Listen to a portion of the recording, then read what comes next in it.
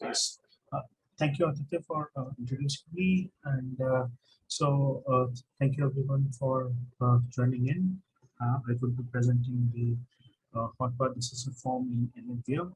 This is a joint work that is done by Muzzammil and Abhay Mishra, who are undergraduate students here at IIT Kanpur, along with my supervisor, Subhajit Roy.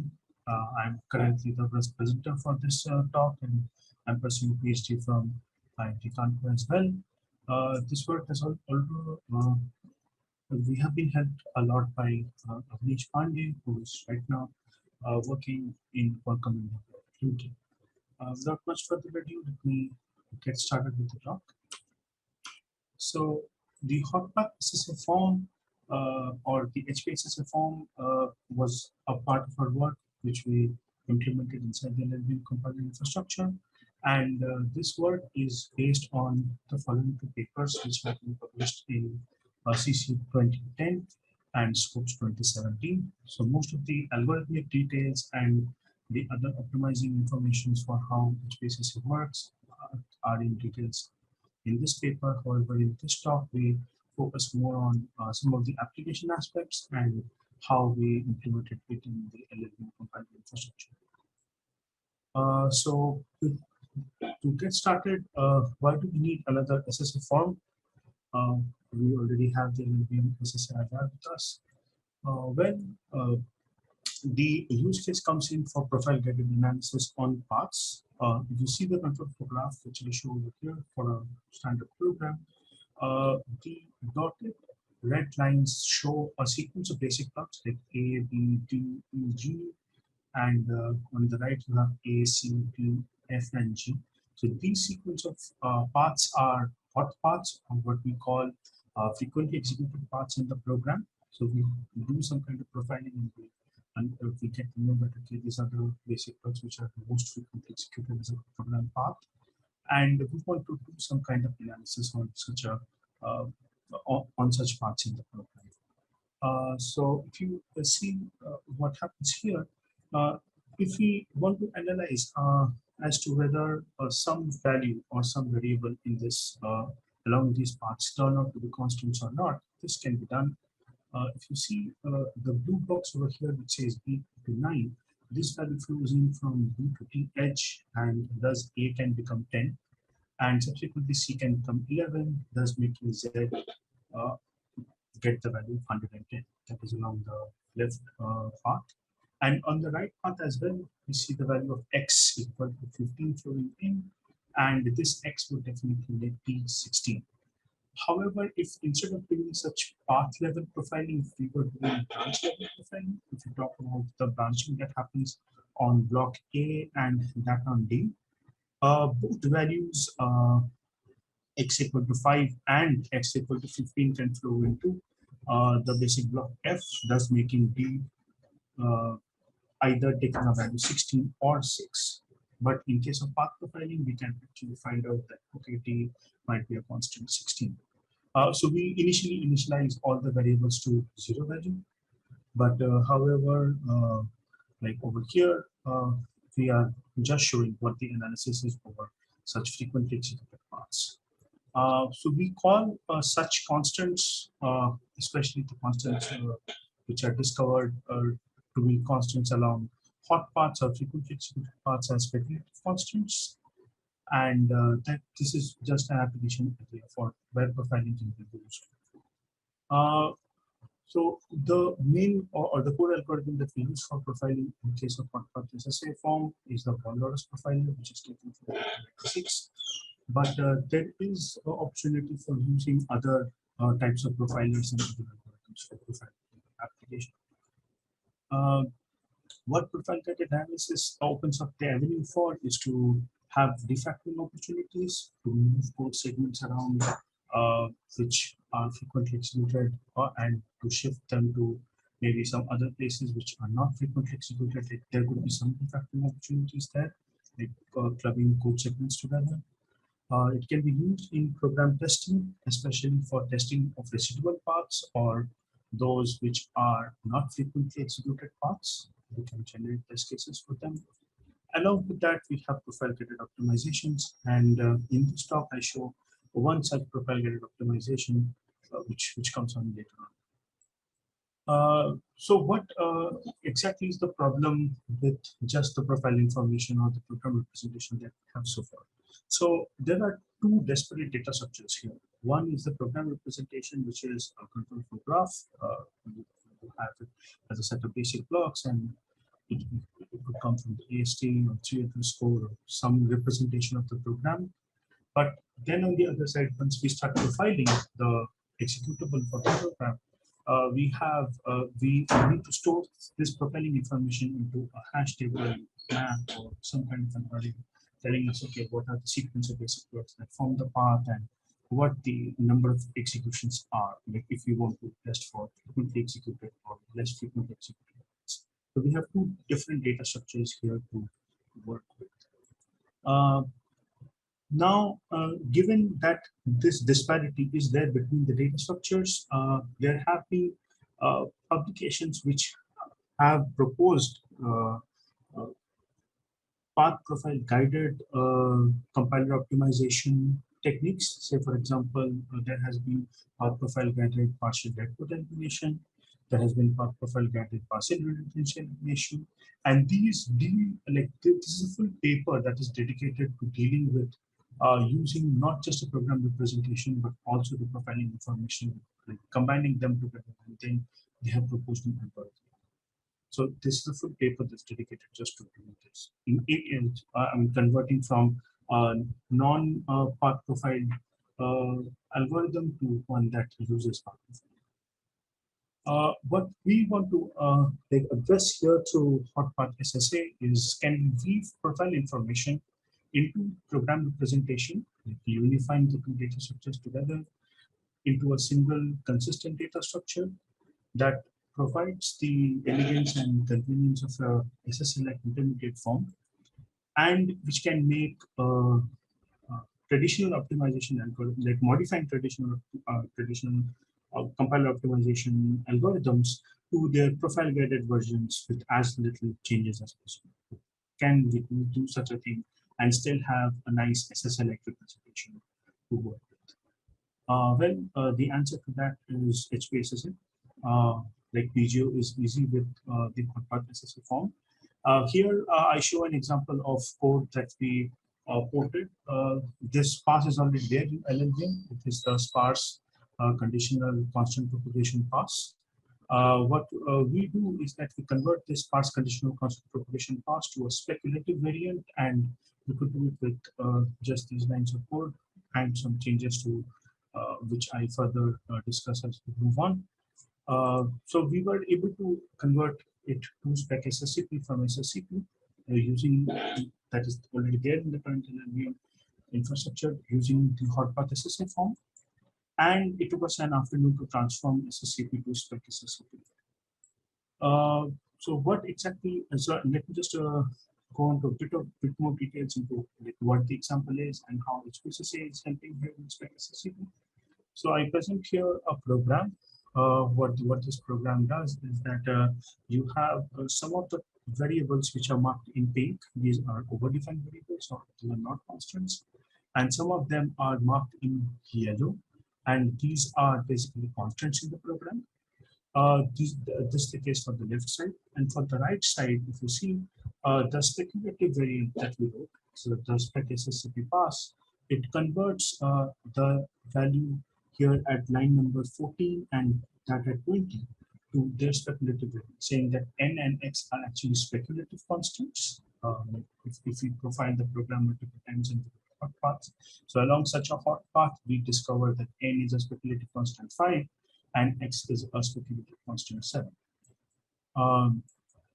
This is the control flow graph over the same program. Over here, I'll not get into much of the details as to these blue lines because I talk about them later on. But here, as a takeaway, what I show is these three basic blocks. If you see SW with the if else and if any, they contain these blue lines which are tau functions, which are introduced because of the HPSSA algorithm. And it discovers that the variable tau1 and tau7 are actually speculative constants 5 and 7 respectively. Along with that, I'm just highlighting the text so that it's more clear. So these are the exact two variables which I say is to be speculative constants. You can note there are, like I say, this is got to be A and B, and I talk a bit more about them in the recursive setting that I can conclude later on. This is how we run the two passes. Onto the left, if you see, we have the standard SSCP pass running, which discovers these values to be constants. However, when we are running the speculative version of SSCP along with HPSSA pass, then we can see that it discovers two more speculative constants, 5 and 7, at line 20 and at line 20. This the log that comes from the SSCP pass. Using HPSSA, the way we do it is easy. You have to include the HPSSA.h header, and then you have to create an HPSSA pass object and then run your function on that HPSSA using the HPSSA object on your function, and it gives you the instrumentation which I showed earlier. If you see, it instruments the code with this tau function which are inserted at strategic positions along with proper arguments. So what exactly is the HPSSA form of the Hot Path SSA form?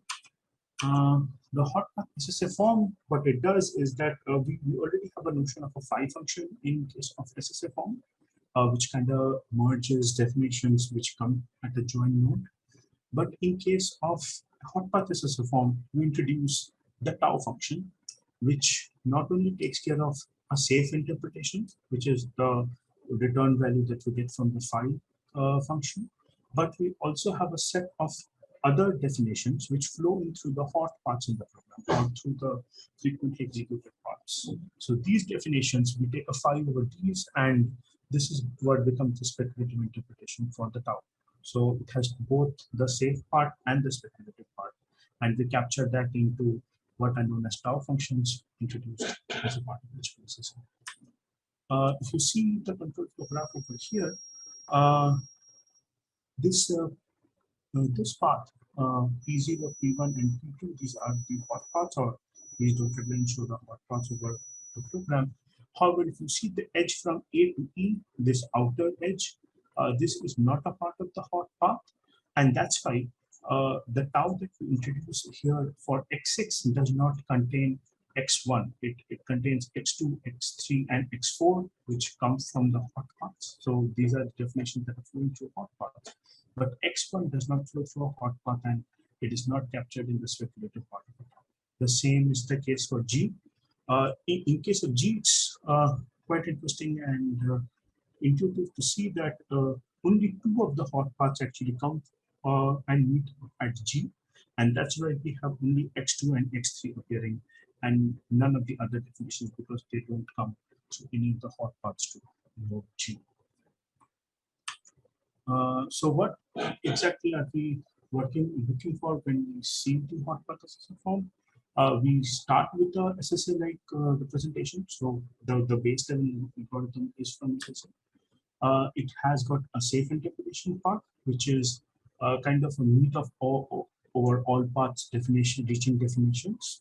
However, the speculative interpretation is a meet over frequent paths or meet over hot paths reaching definitions for a given pixel block and for a variable that's there in the pixel block. So we now say a bit about the speculative variant of SSCP, and what we did over here is that the normal SSCP has got like three types of elements in it lattice: the bot, top, and the constants. But here we introduce new speculative values which are annotated with S, 1S, 2S, 3S. These are speculative constants. Like these are constants over the hot paths in the program. And since we introduce a new tau function as a part of HPSSA, we have our transfer function which shows the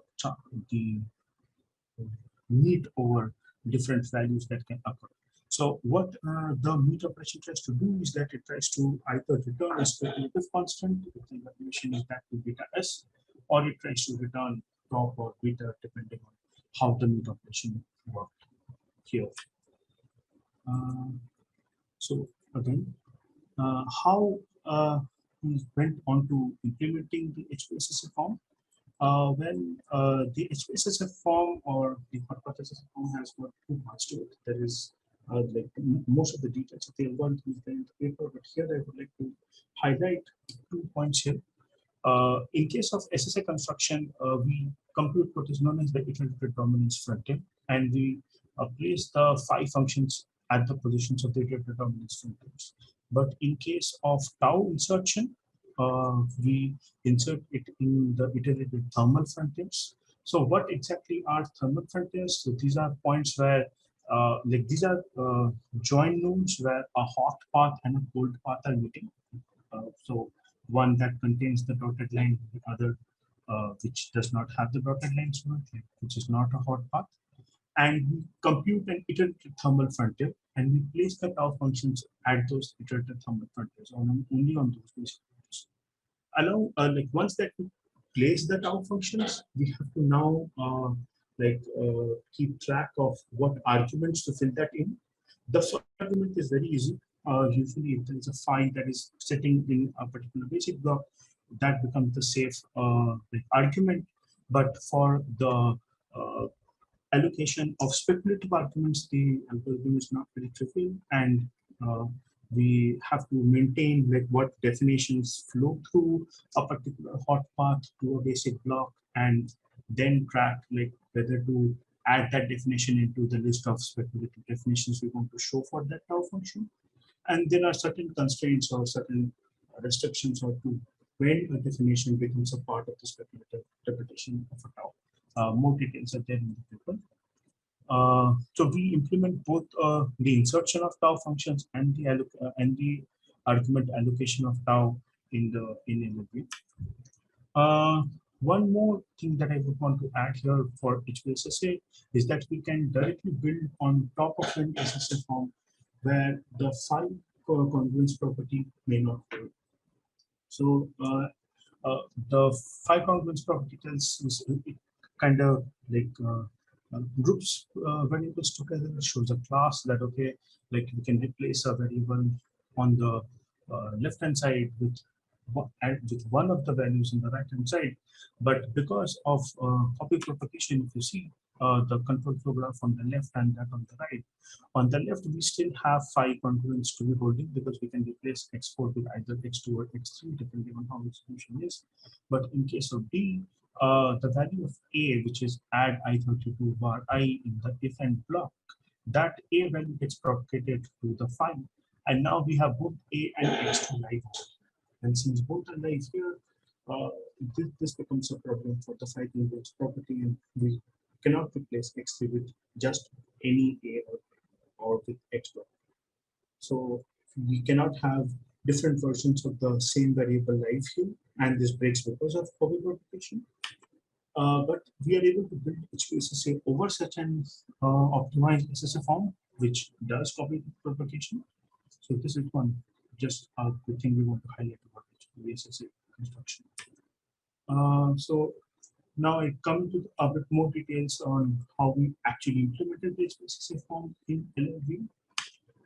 So we implemented it as an LLVM intrinsic, which is the LLVM.tau, and we had to add this to the intrinsic.tt files. Along with that, and since this was an LLVM intrinsic signature, which was like an LLVM call function, we had to block the processing of LLVM tau as a normal function. This is one example that we show for verified dominant uses, which is used in the dominance computation, and we don't treat tau as normal functions, we treat it as special functions. So we return here at line 8 saying please don't process these terms as normal functions. What the HPSSA class basically contains, it has got a run function along with multiple other functions, but the run function is of primary importance here because this is responsible for placing the tau functions in the basic blocks and then doing the argument allocation for the tau. What are some of the key data structures and functions that we have for HPSSA? Well, we use a hot path set in the form of LLVM bit vector for maintaining the hot paths in the program.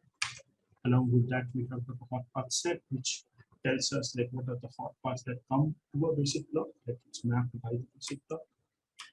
Along with that, we have the definition accumulator. So this definition accumulator is where, since like I was telling earlier, we have to track the hot definitions that come to a basic block along a hot path. So def accumulator keeps track of the hot definitions of the variable that reach a given basic block. We have got a renaming stack, which is a part of the tau argument allocation algorithm. This renaming stack comes from a very similar SSA-like renaming algorithm, and it is used in the search function for renaming of taus. And lastly, we have got the HPSSA allocate argument function. This allocates the arguments for the tau functions that we have in the basic block. Coming out of the HPSSA form is also quite simple. What we do over here is that we scrub off or we rub off all the speculative information that we have for tau. We simply replace it with the use of the safe variable or the first argument of the tau function. So we replace all uses of the existing tau operand with the first argument of tau, which is the safe part. I'll just show a small example here. Let's say if we have x3, which is tau over x0, x1, and x2, then what we do is that we replace all uses of x3 with x0 in the block. And once that we do such a pass, we get back the SSA form, which is exactly like the way it is there in the normal LLVM SSA structure, which does not contain any of the tau functions. I would like to conclude my talk by saying that what HPSSA helps us in doing is that it will help in writing traditional compiler optimization passes to like have your program analysis things, as well as it can help you in writing speculative variants of those compiler optimization passes or your analysis passes for the programs. Very soon plan to open source our work, and we're trying to push it to the LLVM main branch. I do put up the link for where the repository is, but it's still not public yet. We are working open source. I would thank you for patiently listening to me, and I'm open to any questions. Thank you. Thank you very much, Sumit. It is quite interesting. Thanks. Do we have any questions from the audience?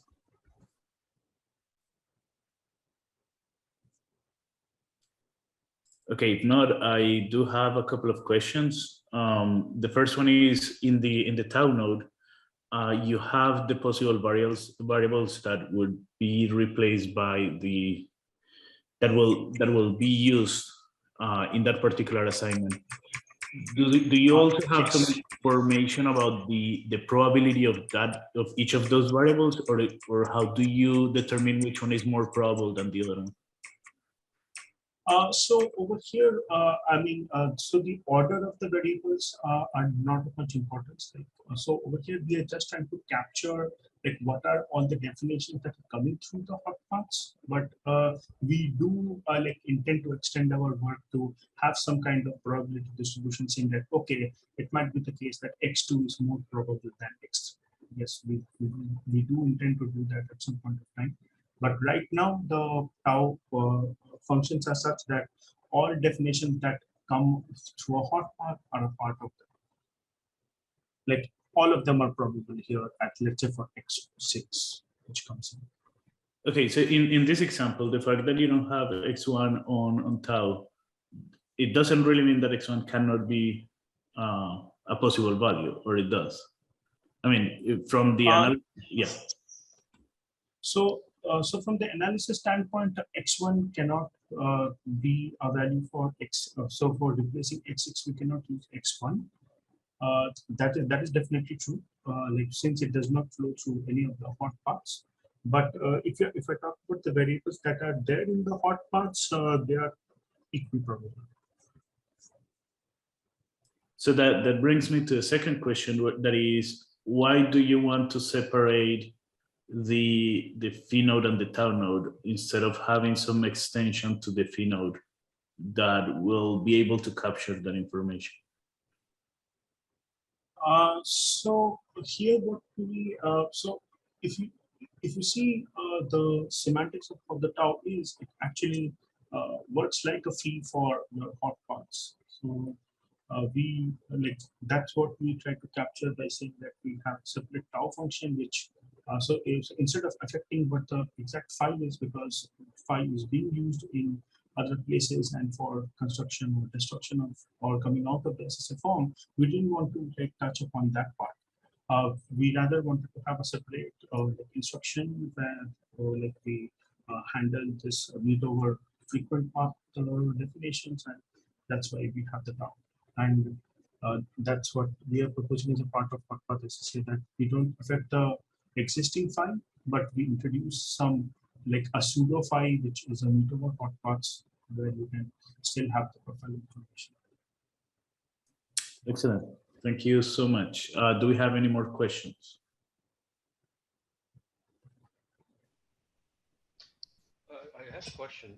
So if I have tau and I want to use the value from the tau in a subsequent block, do I have a is the expectation to transform the basic block, to split the basic block by hotness, and then you can safely use a speculative value in that block, in a hot block?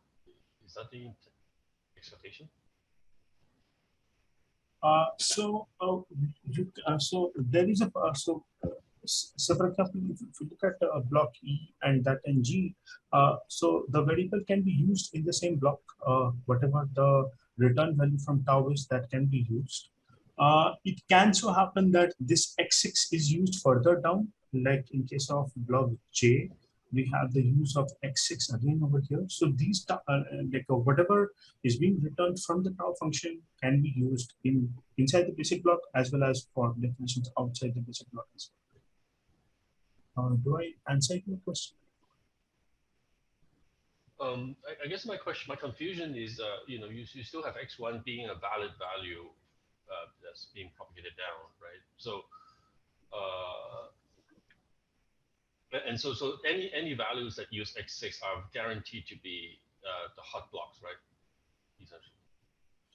Okay, so yes, that's actually a good thing to point out. So what we say in case of the tau functions is that so x6 so we don't expect x6 or x7 or x8 to get the assignment of x1, but we don't inherently block the use of x1. So x1 could still be used somewhere. So basically, like after the phi that you have in x5, so I mean, the definition x1 does not dominate anywhere else in the control flow graph over here. So yes, I'm to answer your question. The tau definition will not have the x1, or like it cannot happen that x6 becomes x1 or x7 becomes x1. But yes, it can so happen that something else uses it if if the dominance is not broken and that definition is getting used up, or that variant of the definition is being used somewhere. Yes, that can happen. Okay, thank you. Is that because of the safe path? Because you have x5 as part of the tau elements, so the first element. Yes.